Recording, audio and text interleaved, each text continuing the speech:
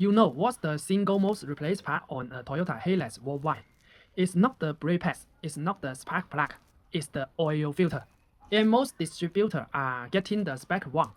The HiLux runs two main engines family across global market, the 24L and 2AL turbo diesels. These two engines have different oil flow rates, different operating pressures, and different filtration demand.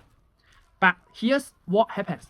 Supplier sell one generic filter and call it fixed HiLux.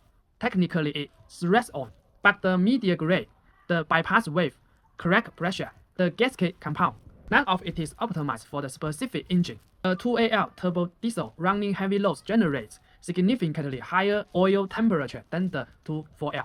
That means the filter papers needs better heat resistance, and the anti-drag wave needs to hold up under thermal cycling. If you are using a filter spec for the 24L on a 2AL in a hot climate, say the Middle East or Northern Australia, you are going to see premature bypass, which means unfiltered oil hitting the engine. The bypass wave, correct pressures, is another detail most people overlook. Too low and the filter bypass too early. Your client's engine veer faster, too high, and in cold start the oil can't flow at all.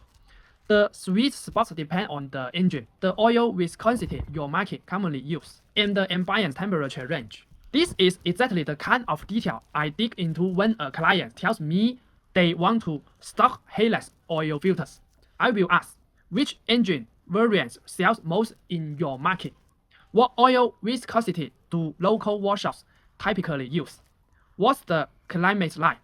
Extreme heat, humidity, cold mornings? Because these three answers determine whether you need a standard media filter or a specialty blend, and whether the gasket should be NBR or silicone. So if you are selling HiLux oil filters, don't just match the OE number, match the application.